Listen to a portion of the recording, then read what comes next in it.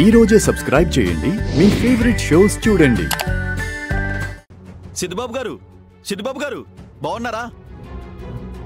సిద్దుబాబు ఏదో అడవుడిలో ఉన్నట్టున్నాడు, లేదంటే నన్ను పలకరించేవాడు.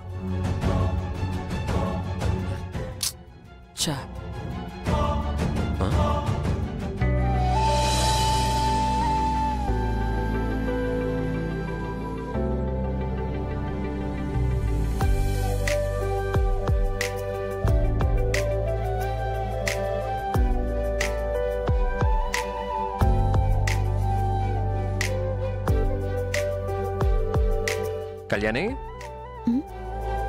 ఇక్కడున్నావా?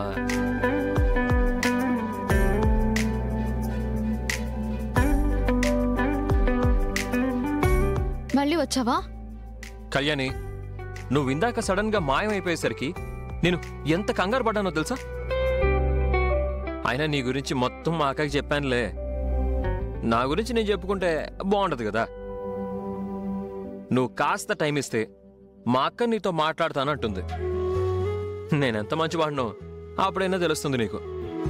ఎందుకండి నన్ను ఇలా విసిగిస్తున్నారు?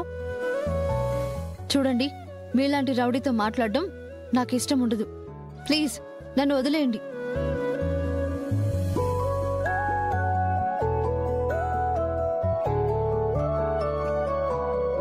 కోపంలో అమ్మాయిలు బాగుంటారని విన్నాను, ఇప్పుడు నిజంగానే చూస్తున్నాను.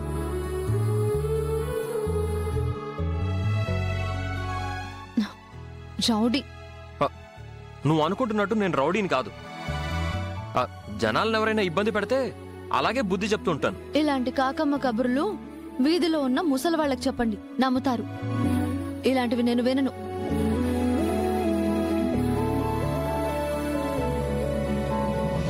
నమస్కారం బసవరాజు గారు. రావయ్య కార్పొరేటరు. ఇప్పుడు కార్పొరేటర్ని కాదండి, ఎక్స్ కార్పొరేటర్ని. గతం అదేగా, మర్చిపోతే ఎలా? ఏంటి విషయం? మన సిద్దుబాబు ఇక్కడ కనిపిస్తే పలకరించా, ఏదో అడావుడిగా వెళ్ళిపోయాడండి.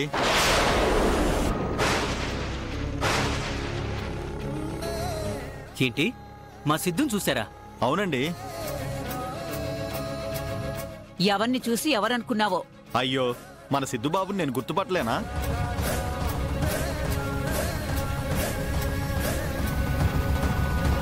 ఏదో యాక్సిడెంట్ అయింది, పెళ్ళి ఆగిపోయింది అంటున్నారు. వాడిక్కడికి రావడం ఏంటి? వచ్చాడమ్మా, నా కళ్ళతో నేను చూశానుగా. వెళ్ళొస్తాను బసవరాజు గారు. మంచిది. ఎవరిని చూసి ఎవరనుకున్నాడో ఏంటో.